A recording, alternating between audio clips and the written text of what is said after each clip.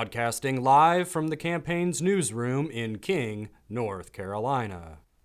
Good evening, everyone, and thank you for tuning in to WHANES. I'm Brian Edmonds.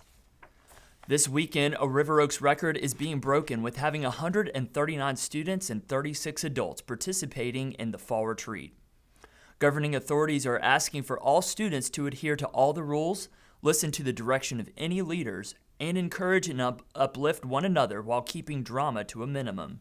Previously, threats of protests and marching were circulating for rule breaking, but a recent report shows that River Oaks leaders have decided to no longer demonstrate as long as students are where they're supposed to be throughout the entire weekend.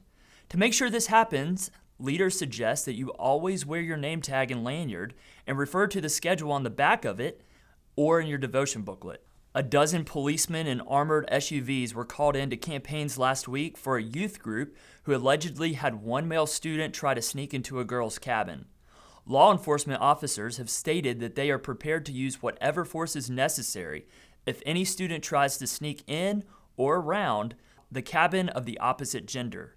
Law enforcement also mandates that all students travel around in groups of 3 or more of the same gender at all times.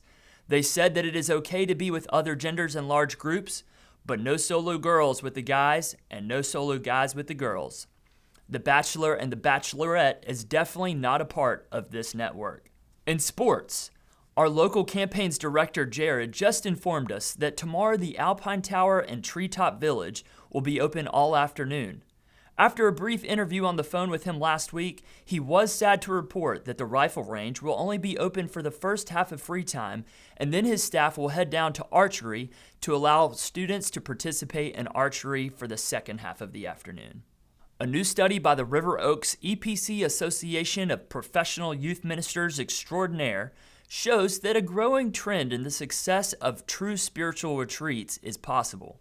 One of the youth pastors in the study stated that he thinks the success is largely due to not only getting away from your normal routines, but also in retreating from electronic devices like cell phones to focus more on what God is trying to do in your life as a student.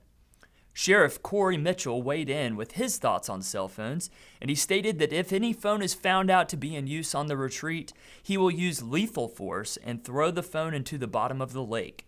We thought that was a bit extreme, but we suggest you don't try them and instead just enjoy a weekend without your device. Our favorite cameraman here at the network, Sam Walter, is asking all leaders to help take pictures and videos of your activities throughout the weekend and airdropping them to the iMac here in the newsroom.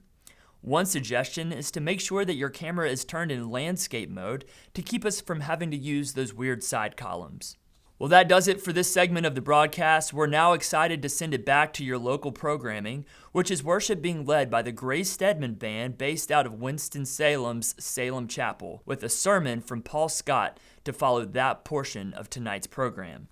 Remember to have a safe and fun retreat, and we'll see you next time. We can't wait to hear about how God is going to move in your life this weekend. Reporting from WHANES, I'm Brian Edmonds. Have a good night.